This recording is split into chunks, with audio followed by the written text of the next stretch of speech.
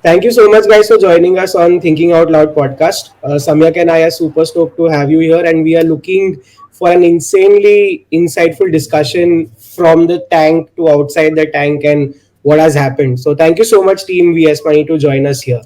Thank you. Thanks for giving us the opportunity. For having us.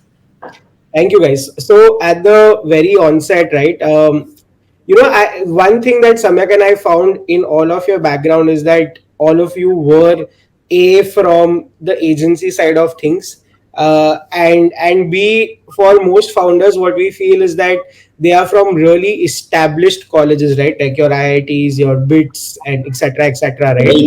Very proud of not having stepped into any of them.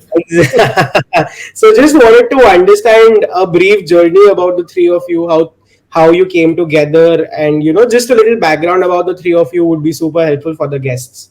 Yeah, so I think we'll go sort of a little bit backwards, so then it's easier to tie that up, right? So where we met was at Web Chutney, and we've spent, I think, a significant portion of our careers there, and I think it's also the sort of place which sort of inculcates the entrepreneurial spirit in you, right? So much so that Siddharth calls it lazy entrepreneurship, but I think it's more about his own style of essentially just trusting the team and telling them to sort of go for it. If it's a mistake, it's fine. We're there. We have your back.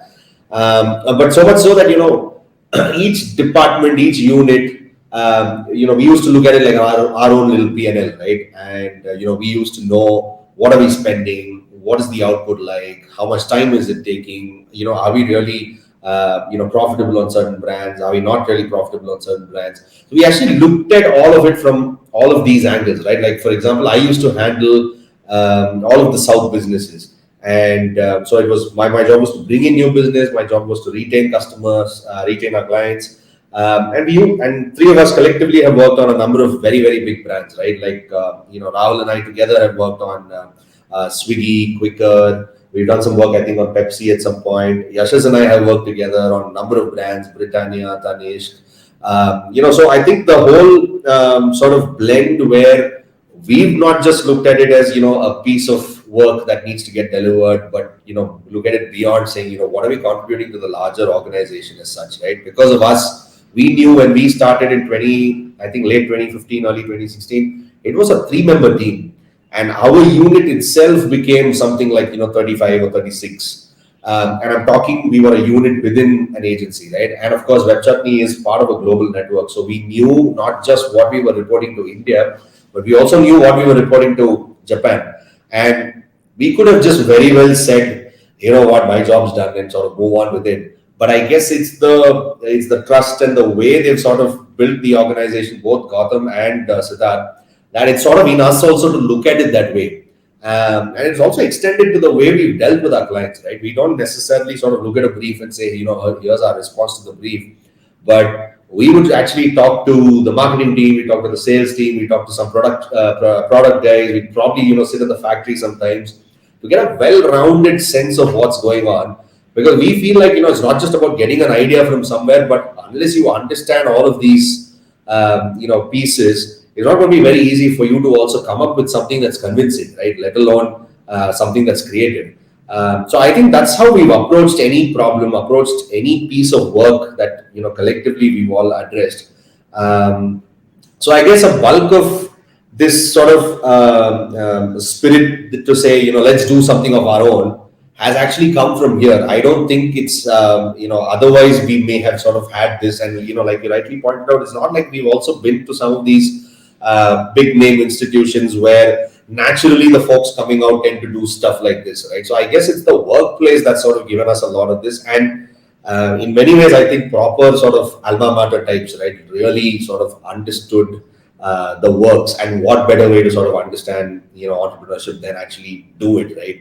So I guess that's where it was. Of course, from a background perspective, I studied in Chennai all through. So essentially born and brought up there. And then I just went to the UK for a brief bit to do my master's. And then, after a couple of experiences, I joined Web Chutney, and that's actually where, the three of us met. But you should sort of listen to how they sort of got there as well.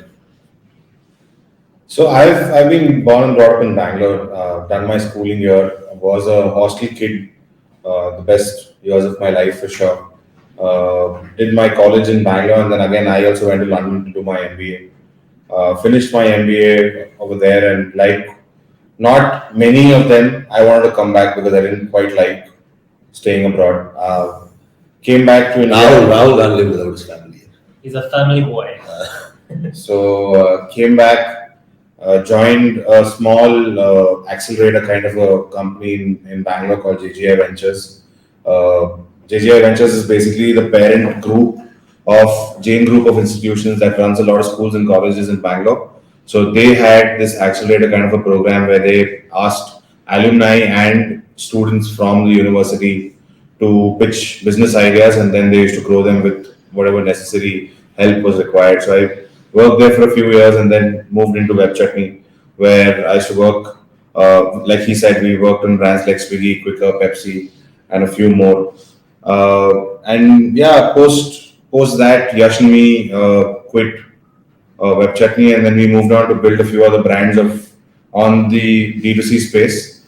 And later, then we realized during COVID that we should speak to GD because our D2C business was heavily reliant on China, and that's when we couldn't really do much. So we said that let's join hands, and we got on board VS Money, and rest is history. We are here today, hoping to make history. Yeah. Yeah. So I actually did my economics and finance in Australia, and that was in 2013 is when I graduated. I sort of entered the entrepreneurship space right after college, right? So I started a company with a friend of mine from university. The company was called Buttons and Threads. It was essentially an online custom clothing platform for men specifically, and we used to focus just on the export business. So we used to get the clothes manufactured here, and we used to export it outside to over 70 countries. We ran that for 2 years. Post that, I joined Web Chutney, which is where I met these two. Post that, I quit and I started Everbread along with Rahul, which is a handbags brand for working women specifically. So we started a couple of D2C brands. We ran that entire sort of umbrella of brands for about 3 years till COVID sort of hit our supply chain. And then, yeah, then like Rahul said, we've been working on VS Money since 2020. Awesome, guys. I mean, that is super interesting yet diverse in its own sense, right? So before moving to the entire Shark Tank piece, right? Just one thing that I wanted to understand, right? Like, given you had some experience in the D2C side of things, you guys met at Web Chutney, if I may say so.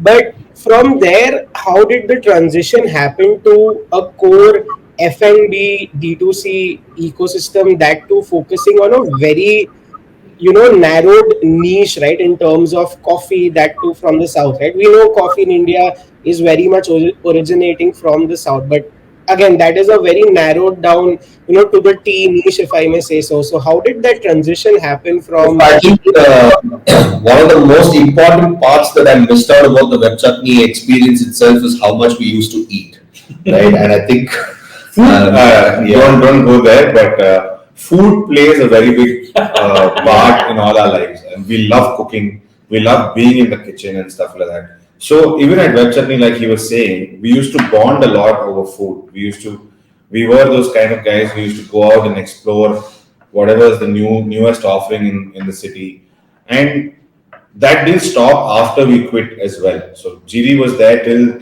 late 2020 or 2020. Actually, I only quit Web Chutney like April of last year. Yeah, and so until then I actually had two jobs, right?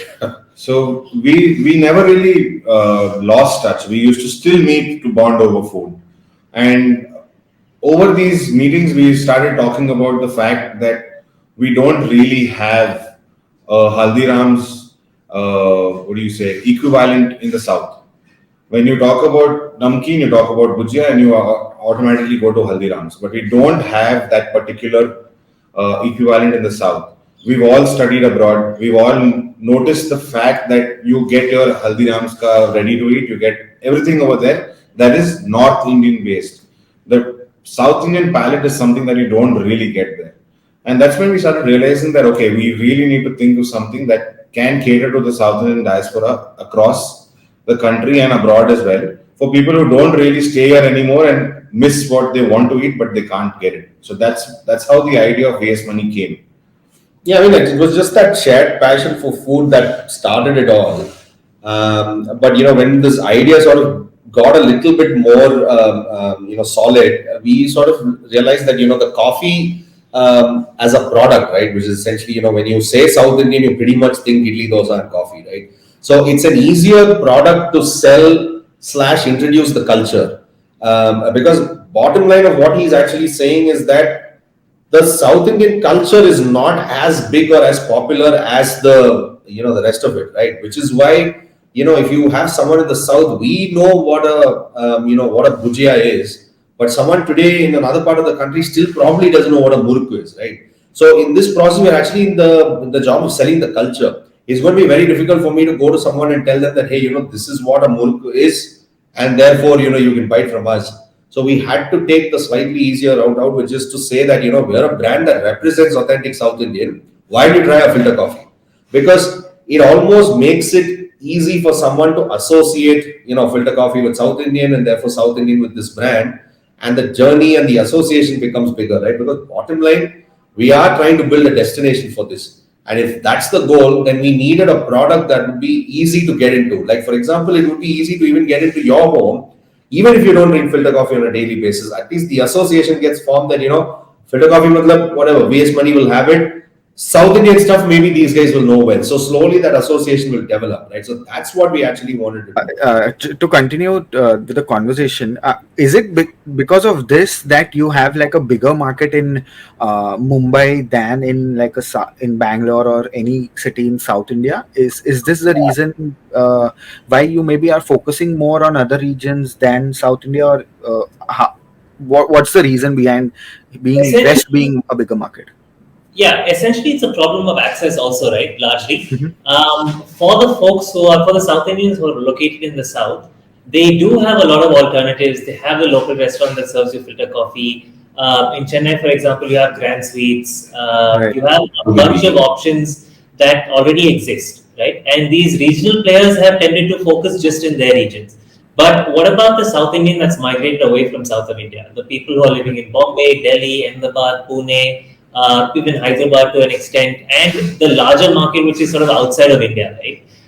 So that's essentially the two core markets for us. So the South Indian who's migrated away from the South, who's located in India, and the South Indian who's migrated away from India. So the South Indian diaspora itself is a big sort of. So it's also got to do a lot with how brands have essentially operated in the South, right? We've been a market largely that's been sort of self-sufficient, if I may say so, right? In the sense that we've not necessarily felt the need to go out of our, call it comfort zone, or call it just, the space that we are very familiar with, or the people that we are very familiar with, right? South Indians essentially ended up migrating only if they were an army kid, or if it was a bank job in those days, right? So essentially you never really had a reason to sort of go outside the South. But you'll find a lot of people from the rest of the country actually migrating to the South. So you have the Rajasthanis coming in, you have the Gujaratis coming in, you have Sindhis coming in. So, I mean, essentially trade and stuff like that sort of fuel the whole thing, right? But you have a lot of different cultures coming in. That's why you'll find a lot of their culture here. We've accepted it so much, and, it's very prevalent, so much so that if it's on the shelf, even we sort of, love a lot of these, these snacks and these cuisines, right? But the same has not happened there, which means that there is a general access problem in the first place. And because of that, there's also a general awareness problem, right? So it's not only we can expect someone to know about this culture without really being present there. Like only in the last couple of years, maybe even post-pandemic, right? There's been a little bit of an attention shift to the South. Now people are discovering, our films and are saying, the content is better. We've seen that the Malayalam films are much better. There's a general focus now in this region, right? So actually the time is great now for us to sort of build this, because generally you've had also a bit of a, lungi dance kind of effect towards the South. There are a lot of these misconceptions for no reason, right? So it's also a way for us to correct a lot of these things, right? That there are states beyond Kerala, There is stuff beyond banana chips and coffee. We're not all madrasis. Yeah, and we're all not brown, whatever, right? And we speak better English sometimes. So I guess it's a lot of cultural understanding that needs to happen, right? Which is why we keep talking to ourselves. A lot of the conversations are about how do we sell the culture, and the reason why we use the word selling the culture is because the South Indians will understand this and they will pick it up just by virtue of access, right? Correct. If you are South Indian and you are walking to a Neelam's, let's say, in one of the stores in Bombay, you'll just see a coffee and be like, oh, I never realized there's filter coffee now available, I pick it up. There's not much of a sell that's needed to him. But for the rest of them, we'll have to first tell them what this culture is all about for them to say, chalo, let me pick it up. Because it's happened in Italy and dosa batter, for example, right? A lot Right. of the breakfast in Delhi and a lot of other places are now idli and dosa. We've seen some recent reports and things like that, which means the interest has come. They've understood the cuisine. They're making it maybe their own way, or maybe they do different things with it, right? But we will have to do a lot more to consciously push the culture, which is why the whole brand storytelling angle becomes even more important for us.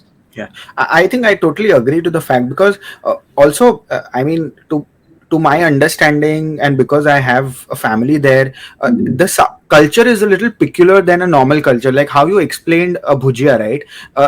In bhujia also there are different demarcations. That there is a western bhujia which is like the oranges haldirams, and then like a eastern bhujia which is like the red packet. So even like people from east won't like the bhujias in the west, and then suddenly for me, having South Indian food from the south is much different than having South Indian food either in Mumbai or in Kolkata, because it's generally very heavier than that. So to adapt to that culture, to that taste, and especially when it comes to coffee, to be very honest, here we have people are more used to going to a Starbucks or a Third Wave or a normal coffee shop rather than going and having like a filter coffee or a decoction, right?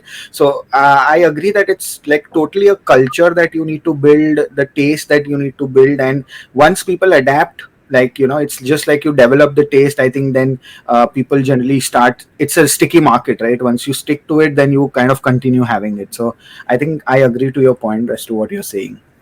Yeah, I mean, also a lot of the South Indians have grown up with the more traditional brands, right? So our association is, Brew, Kothas, Leo, and all these South Indian brands.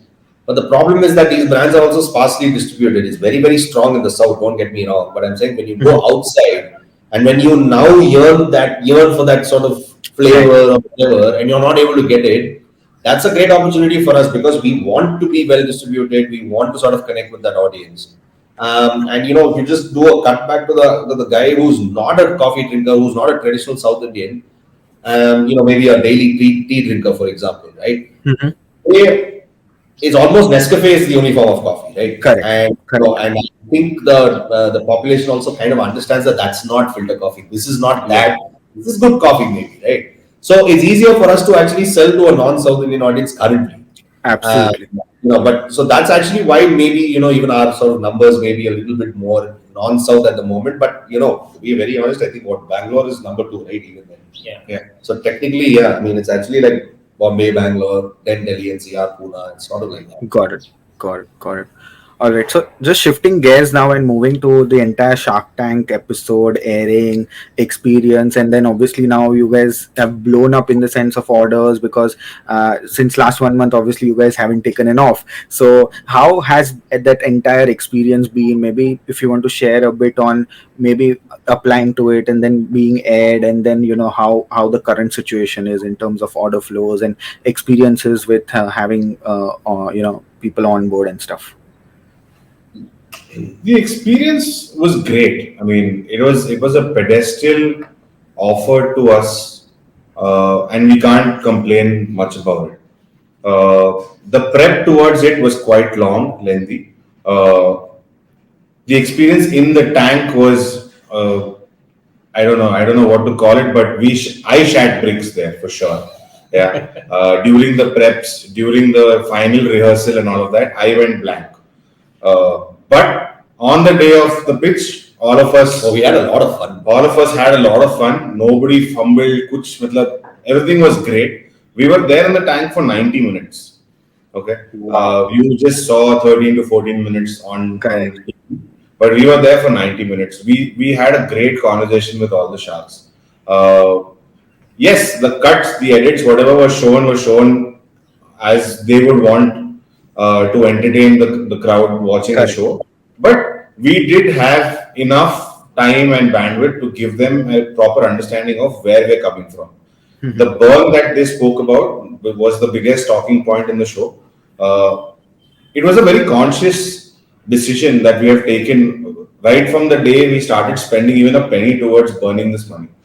So Mhm. today everybody after Shark Tank knows us, yes, but there is a massive amount of people who know us even who knew us even before Shark Tank, and the reason for that was this burn. And today it's very difficult for a D2C company in such a cluttered space to come out without marketing well enough. So Mhm. we knew that we're going to take this punt, spend X amount of money, get there so that people know us, get people to start trying us. And after they try us, we knew that our repeats will be great because the product is great. Yeah, I mean, and don't get him wrong. I don't think we are anyway advocating that burn is good, No, no, but it's just absolutely. that with us in this very early stage that we are in. Our so just to give you a perspective, right? Post our first fundraise, I think we had about 7,500 or 8,000 customers in all, Mhm. and we needed to grow that base to a certain extent for us to say this makes sense to do regular remarketing with. Correct. And that was the reason why we actually essentially went into sort of, focused performance marketing for 3 months and then say, okay, now we've come to a certain point where now we can do a remarketing activity. So actually our burn has come down significantly. But the point is, I guess the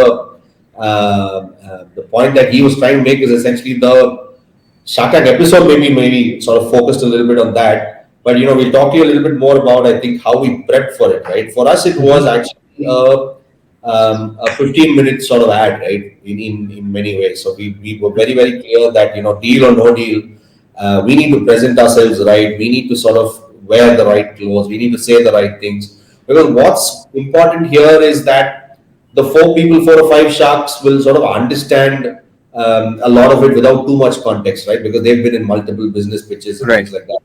But we needed to go through to the end customer watching for them to understand what is this all about. So we had to say Mhm. it in the simplest manner possible that this is, filter coffee. This is exactly how it's brewed at home. Just add milk and sugar. And the drink is ready down to things like what we were wearing, like I said, to how Yeah. the set was sort of designed, and The music. again, yeah, the music that we walked into. So a lot of credit to the Sony production team also to sort of help us in that journey and say that we can do. There are certain things we can do, certain things that we can't do, and really sort of looked at it from our perspective as well, right? Because their one goal is to just make you look good as a brand. What happens in the tank happens in the tank, right? Correct. But to bring you to that extent and say, you look great, what you're saying is coming through. And all three of us, despite Rahul being a native Hindi speaker, all three of us really struggle with the language, right? I can't speak it for nuts. I realized you're way worse than I am, and because I guess Rahul's also sort of been around in Bangalore a lot, I don't think he's had the opportunity to speak in Hindi so Correct. much. Even at home, I think they end up speaking in English. English a lot of the time. So it was very very difficult for us to first turn on that mode and say, "Chalo, we'll speak this language." For me, it was even more difficult because we are, at the end of the day, also communicating a lot of business-related updates and some Mhm. terms. So I sort of just managed with all English connector words, I guess. And thankfully, I guess I don't have an accent, so it didn't come off as I didn't know the language. But a lot of the lot of the struggle for us really wasn't just talking Hindi, right? Correct. Yeah, we did also get told to speak in Hindi quite often Yeah, because even in the we time. kept converting, we Oh, kept okay. converting to English, so we kept getting told, I and then remember at some Piyush and Amit Amit. told us, like, I think at least 2 or 3 times. Of course, yeah, it's not shown in the episode, but please Hindi mein please baat आप Hindi kijiye. में बात कीजिए because we just trail off in English. Correct. Correct. Yeah, Nice. so Yeah, and you know what? I've had this battle in my head. I'm like, why can't you accept a South Indian speak in English? But then I also understood that there is the audience that's more important here, right? And if the audience is what we call GEC audience, then we better do that. We can't go on a national platform and say I don't speak it, so I don't want to do it. Right. Right. Right. Right. Agreed, agreed. So again, just to continue the same question, you're building a category in the F&B segment, which is anyway too competitive, with millions of dollars being spent by big brands, obviously, and as Rahul also mentioned that. I would say spending a lot, burning that money to get more customer at that point in time, maybe your CAC is a little higher, but after being aired, after people knowing you, seeing you on the national television, how has the order flow been, and how are you kind of building this new category of decoction in the competitive F&B segment? So I'll probably let Yashas sort of take the answer from a numbers perspective and what we've done, and maybe Rahul will also talk to you about, I think, the after effects from an ops standpoint, right? But we're not operating in FMB today. We are in pure play FMCG. So the FMB space, like you said, has a lot of multinationals sort of coming in, and Correct. therefore they're setting up cafes and things like that. I think it is an interesting play for us sometime in the future. But today, I think all credit, despite being our biggest competitors, all credit to ID to sort of for having introduced this category to the Right. audience, right? You were in many ways. I mean, decoction actually still existed. Other local brands in the south already were doing it, but they kind of popularized it. But they probably agree as well, but our product is better. It tastes better because the process is different. And therefore, I think we have a responsibility to also tell people what this is. A lot of people still call it concoction, right? I mean, there is a mild difference. It's not really all that much, but essentially, we need to educate the customer that, this is the key ingredient that goes into that filter coffee that you're sort of experiencing and enjoying. So a lot of, we do a lot of this online. We do a lot of this in store as well. We're in about 200 stores now in Bangalore. So we do a lot of these, promoter activities. We play strips and we explain to people what this is and essentially, what it can do to your drink. So we are building, I think, a brand in a space that has a lot of potential.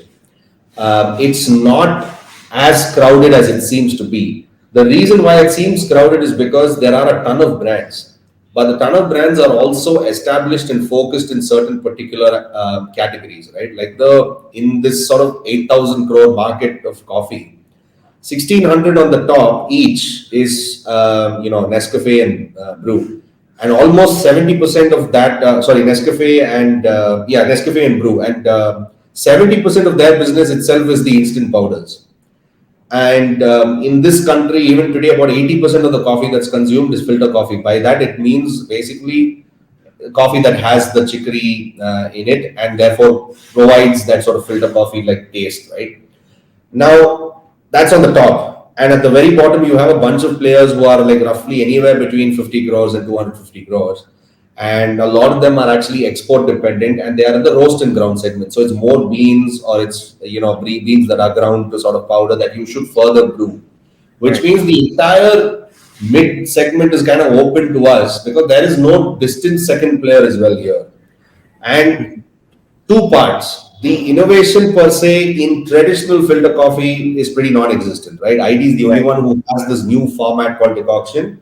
Brew recently launched it, and we've been championing it for the last about little over 6 months. But we've always championed filter coffee as a flavor. No one's really championing filter coffee here. On the other end of the spectrum, you have all these new sort of new age brands that's championing typical third wave types doing all kinds of things like flavored coffees, flavored Mhm. instants, the dips and things like that, right? So it's all meant to be a lot more experiential. It's almost like bringing the cafe experience home. So Raid, Sleepy Owl, Country Bean, a lot of these brands doing really good work, but we don't necessarily compete with them at all. They all Correct. recently, I guess, have launched one variant, which is a filter coffee variant, but that's not their core. We are actually operating in a segment where our biggest competitor is actually ID by virtue of Mhm. their distribution, the fact that they have a good product in decoction, but the rest of the category isn't really innovating as much. And the second part that I was talking to you about is that none of these guys are essentially doing anything from a brand perspective. Just take a look at all of these brands. take a look at the history of the advertising for a brew or an Nescafe, right? It's always been a comparison to the original filter coffee, right? You'll always have a scenario. It could be where the girls come to sort of meet the boy or whatever, right? Those typical scenarios, and then they serve coffee, and everybody's like, "Oh, I never knew this was filter coffee." That's pretty much in the theme of the entire category, which means you're still talking product, product, product, product. Right. No one's really made an effort to say this is what this culture is all about. We're selling what we call authentic traditional South Indian. We Correct. also have a great coffee. That's our sell. So the market is crowded, but I still think that an Indian player will only be able to sort of champion this, especially a South Indian will be able to champion it a lot more because we are selling that culture first, right? So for that reason, I think we are in a slightly better place. Of course, all of these other brands will have deep pockets to come and throw us off any minute, but where is that not there? Is there in every industry, right? Yeah, yeah, absolutely. Yeah. So So guys, just to like, yeah, sorry, yeah. please. No, go ahead. No, please, you can complete it for sure. Just to touch on the numbers, right? The post sort of Shark Tank experience. It's been quite crazy. Like Rahul said, we haven't taken a day off. The ops team every alternate day is 24/7 pretty much because we're just like sort of overwhelmed with the number of orders, the support that a lot of the customers have sort of thrown towards us, right? And essentially, we've grown tremendously. 5x growth on the website, 20x growth on the marketplaces. We've had to sort of procure a new warehousing unit, which Rahul will sort of speak more about. But yeah, it's been crazy. And I think we've also sort of tried to address all the problems that sort of come with it as much as possible. But I think we still have a long way to go. But yeah, Generally, should overall, also talk to them about the preparation bit, right, or the lack of it, or how we sort of Yeah, approach it. yeah. So we primarily prepared for 4 to 5x, honestly. That we will see a 4 to 5x jump in orders, and we were prepared for it. But the overwhelming response from Amazon that we got, 18 to 20x, that just put us off. And the problem with Amazon is if you're not, we had stock in their warehouses, which sold out within the first 24 hours. Our listings were pulled down because they've never seen that kind of traction on our page before. So we had to reach out to a lot of people, ask them to get the listings back in and stuff like that. And now also, if you're dispatching it from your own warehouse on Amazon, you need to do it within 24 hours of the order coming in. So it's been quite hectic. We've got a new warehouse as well. We've doubled our operations team. So it's been a great journey. I mean, we haven't taken a leave, yes, but we are loving what's happening. It's a great problem to have. Could we have been better prepared? I guess yes, but we also couldn't tell that it would be this much and to this extent. I think also the other sort of post Shark Tank effect that we felt is how much we need to be prepared from a production standpoint also, right? We were obviously, our capacity was something like 1,500, 2,000 bottles a day, and now our requirement is something in the region of 8,000-10,000 a day. And it's not easy to scale production 5x overnight, which means we should have technically stocked. But we also don't stock so much because we always like to give the customer, a fresh batch. So I guess it's a lot of learning for us also, right? Like, and that's what we keep talking about. Some of our recent conversations have actually been about how to now use this time and say, let's sort out the entire sort of supply chain, get everything in order, get the production in order before we say it's now time to sort of step on the pedal for the next phase, right? Because especially with brands like us, we're constantly pressing the pedal to see if we can grow, But maybe sometimes it's also right for us to say, let's just take one step back, sort everything out, because the customers have now come and they've shown their love and they've shown their appreciation for the product. Any wrong move here, it could be bad delivery, it could be maybe the product wasn't up to their expectations, maybe something got damaged in transit. Whatever it is can just change the perception. And now the perception shift is not earlier, to give you a sense, some of these customer complaints would be never trust these online brands because you never know who they are, right? In case we fucked up.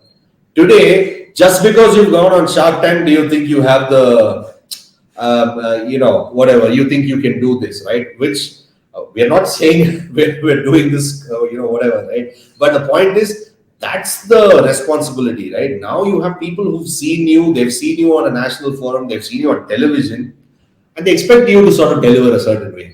So, which means we also need to sort of set a lot of things right before we say, let's keep growing, let's keep growing. So, and I guess these are the parts that are often under discussed, right? You know, a lot of the stuff happens about the big growth, but there's a lot that we need to sort out behind the scenes before we say, you know, it's only the glamorous part that a lot of the times people see. And the best thing, right, is yes, we've had all of these challenges. We've probably pissed off a ton of customers by delivering their product late. But the great thing and the thing that really keeps us going is what we've heard from the customers, right? Like, even though an order has gotten delivered late, they try the product and they say really good things about the product. And that's essentially what keeps us going, because if somebody is willing to forgive you for your early mistakes, and we're so thankful that all of them are, it's just something else. That feeling is just something else, that you're able to satisfy them with the product that they deserve, and we can only get better from here. Understood. Yeah, I think that is super interesting, and yet from a customer satisfaction standpoint, that just fosters that trust and faith within a new brand, right? So just to understand this entire exponential growth that you guys achieved, and you gave some sense on the ops part of it and marketing part of it.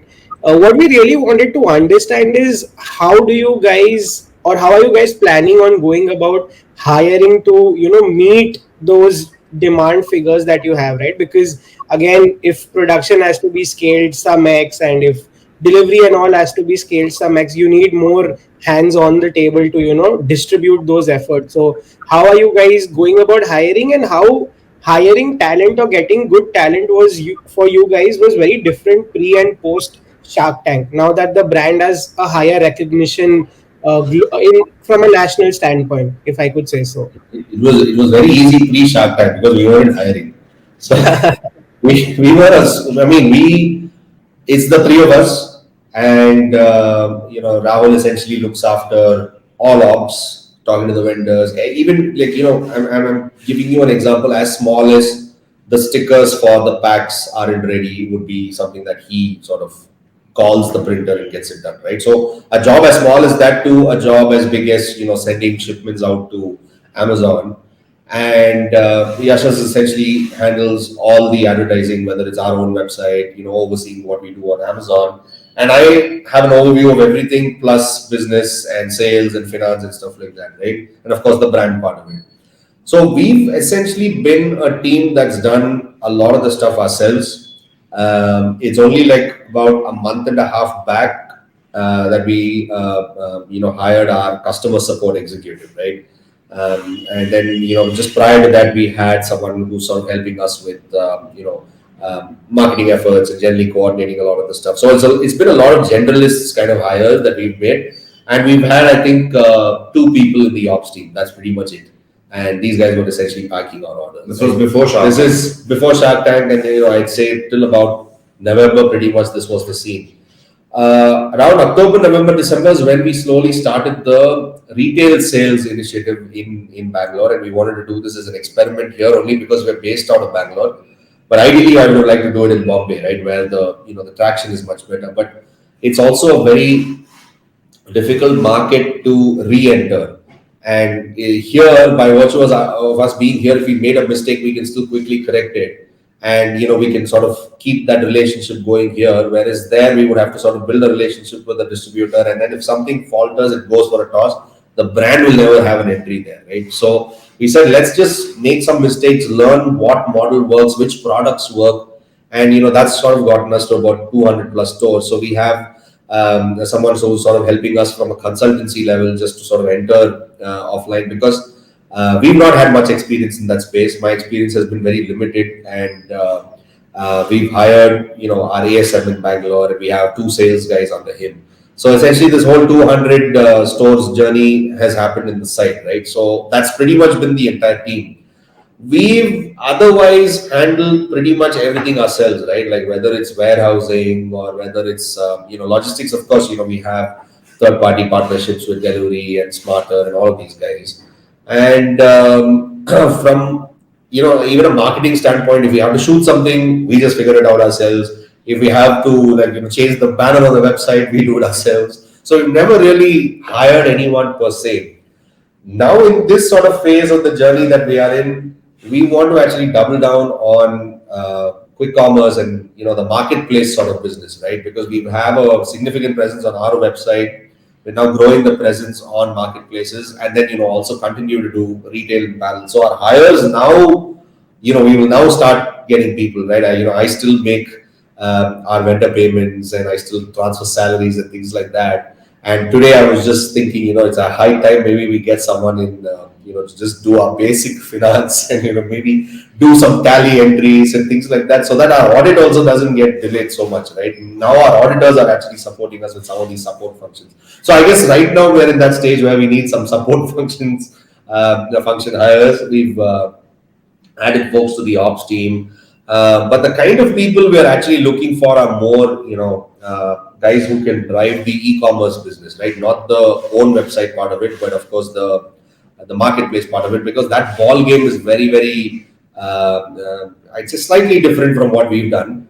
But it's also a very crucial piece to our sort of next phase. So we're trying to see if we can get guys who can, build relationships with, whether it's Blinkit, Zepto, Big Basket, all of these guys.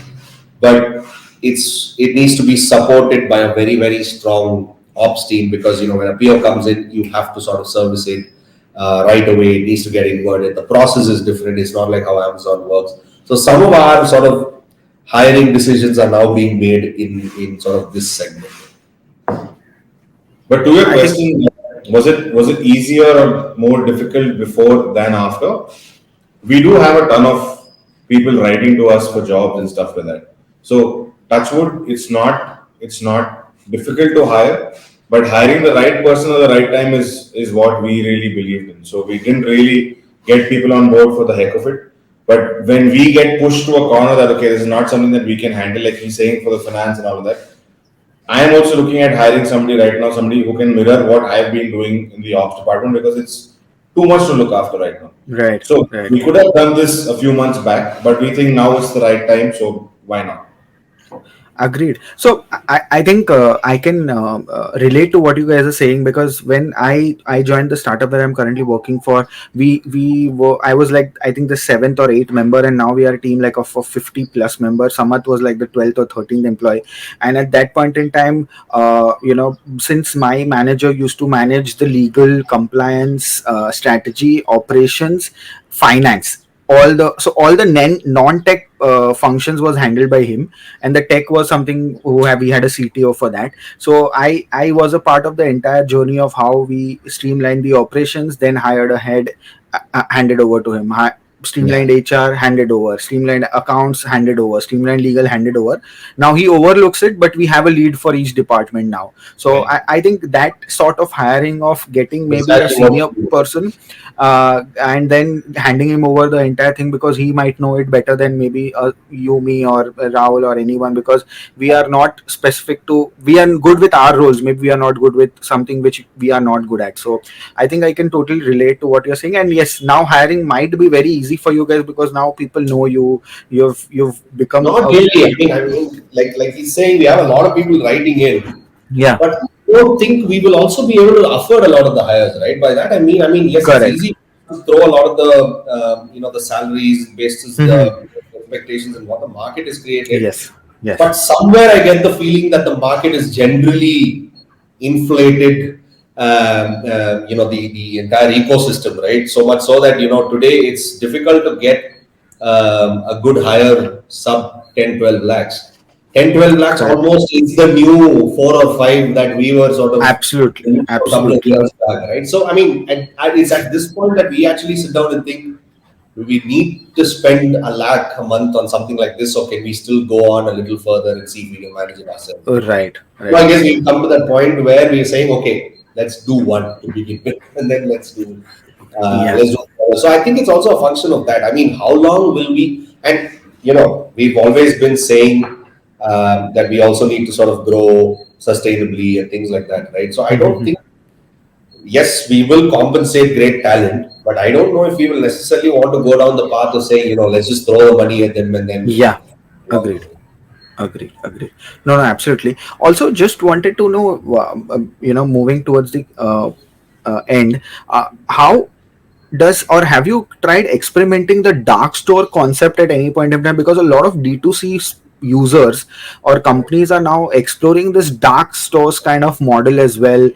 Because you spoke about e-commerce, right? Like a Zepto or a Blinkit, or having something of your own as a dark store where you hand over the supply chain to a third party. They manage your dark store. Your responsibility is just to get the product at their end, right? So do you think that is a good opportunity? Because I feel that on the e-commerce side, this is a really good way to kind of send your products or reach to a wider market. I was dead against one before Yasha takes this. I was dead against this model before, at least Uh-huh. in the last 15, 20 days. Okay. Because really, operating from a 3PL company is at least 3x more expensive than what I would spend here to run my Okay. operation. Yes, it Okay. does have its perks, but 3x for a company like us was something that I could never afford. Same reason, right? Can we do it ourselves? We'll do it. Right. Yeah. Right. So Yash was always the one who should tell us, let's do it. And I was like, no, it's not the right time. But again, 15 days back, Yash came back to the table and said, now is the time. We used to process around 4 to 500 orders before Shark Tank. Today we're processing 3,000 orders across all marketplaces. So even though I start expanding the team, it still does take a toll on the whole.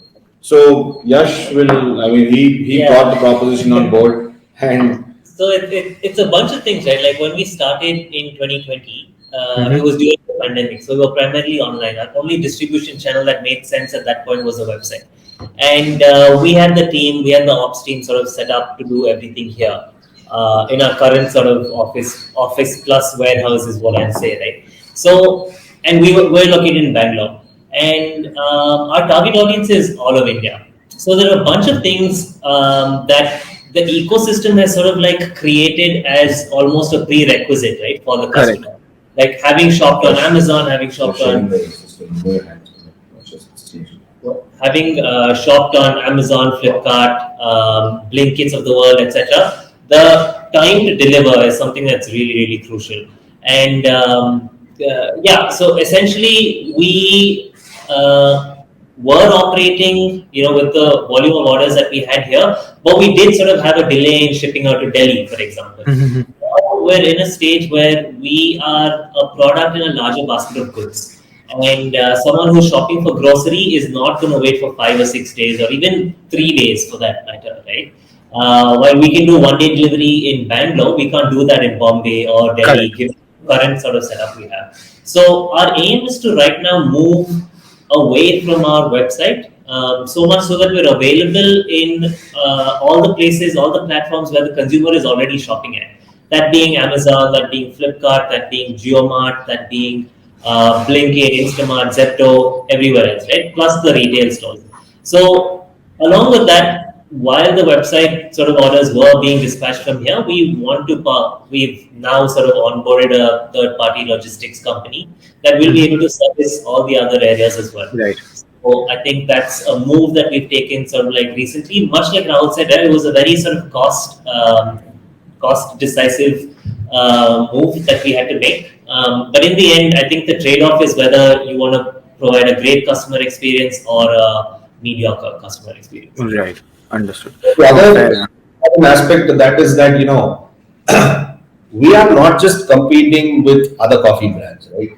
We are also competing with an Amazon on service and delivery levels. We get compared to, I get my Amazon delivery the next day, why can't you guys do it, right? Mm-hmm. Also get compared to someone else in some other category for some other reason, which means we need to sort of also start realizing that what did we come here to do? We wanted to be a destination brand for South Indian and make ourselves available everywhere.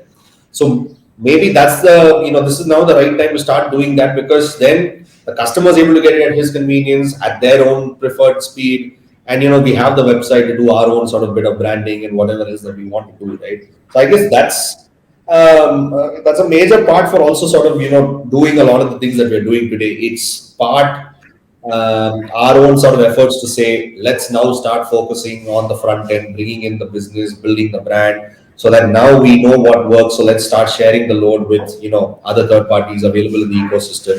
And it's also a great time to be doing such things, right? The ecosystem's Yeah. been developed over the last 2 3 years, and you can very well make use of their networks and stuff like that. Understood. Awesome. So, moving on to the last question, and I think we asked this to all our guests. What kind of materials, what kind of books, maybe any podcast, newsletters do you guys refer to, or do you guys read, maybe perpetually to just keep yourself upbeat as to what's happening in the market, not just from a building your own brand or, from your own company perspective, but just for like upskilling yourselves in this market? I think the biggest. So I don't read much. I know I shouldn't be saying that, but All three of us. I don't read much, but we listen. I think we listen We more listen. than we We read. listen a lot. Yeah. But podcast is what we generally listen to. But for me, the biggest platform to learn from is to be a part of these D2C founder groups. Yeah. Mhm. So we are a part of these groups nowadays where you have founders from across the country, and Correct. I think there's no better learning that one can get from hands-on experience from founder himself. So that's the biggest place that I take back learning is I understand a few things. I come back, we discuss these things internally. That okay, this is a particular problem that a company not in our industry is facing, but can help us sometime down the line. Yes, no, maybe. Let's say maybe a checkout page experience. Do you want to move to a single click checkout, XYZ, stuff like that? So for me, it is being a part of WhatsApp groups specifically, and I think online it's the Ken that I have Yeah, subscribed to, and of course. I read whatever is coming from there. Correct. So for me, it's a mix of a few things, right? So I tend to, like Rahul said, there's a lot of the D2C, retail, FMCG sort of learnings with podcasts like Modern Retail, the D2C groups that we're on, etc. That's one sort of segment. But I also try to focus on other areas of life and listen to certain audiobooks. Audible is like one subscription that I subscribe to, and the Blinkist as well. And just to sort of learn outside of the current sort of industry that we're on, right? Because I feel like that's also important to understand the world from different perspectives, but also know what else is happening in the world. So the All In podcast, for example, gives you a great perspective on what's happening in the US, how that sort of impacts the other countries as well, and that's a Mhm. great podcast listener, one of my favorites. Understood. Understood. even I used to. I had a phase, I guess, where I was reading a bit, but just not been able to find the. It's not about the time or anything. It was more the mind space, I guess. But I do listen. I mean, I guess a lot of our commute is essentially just some podcast or the other playing. The most recent one that I've started enjoying a lot is the Barbershop with Shantanu, Yeah. and so it's I did. I mean, whether it's the pitches or even even in season 2, I think he's doing a Right. lot of conversations. So Right. it's quite interesting because like Yashas and Rahul are saying, I guess all these entrepreneurs, their conversations, their problems, their perspectives, somewhere I guess it sits at the back of our heads and we're able to apply it in the future. But I don't know if we have any go to. But yeah, I mean, eyes are always open to any kind of thing, right? Like whether it's via Yeah. Twitter. So I guess we consume a lot of content, but I don't know if there is like a book or something like that we keep going Correct. back. Correct. No, I think a barbershop is exceptional. We always refer to us, and we try to listen to them to kind of just make sure how can we also improve our podcast in terms of asking good questions, understanding the journey of every entrepreneur or a startup founder we speak to. So I think, yeah, that also helps us a lot. But anyway, I think we've had a lovely conversation, a lot of insights on how to run a D2C business, how to place yourselves, how to brand it, how to operate it. So thank you, Team BS Money, for taking the time out. I think we've had an insightful episode. Thank you so much for Thank you so having Thanks much. for us. having us. I hope it wasn't one of the most useless interviews you've done. No, no, not at all. I think there's a lot to learn of how to run a business, especially when you just see that like a hyper growth suddenly, and that to manage the operations part, the sales part, the making sure the customer satisfaction part. I think that's very important. I think that you guys are executing it really well. So yeah, all the best for the future, and we will obviously keep in touch. So yeah,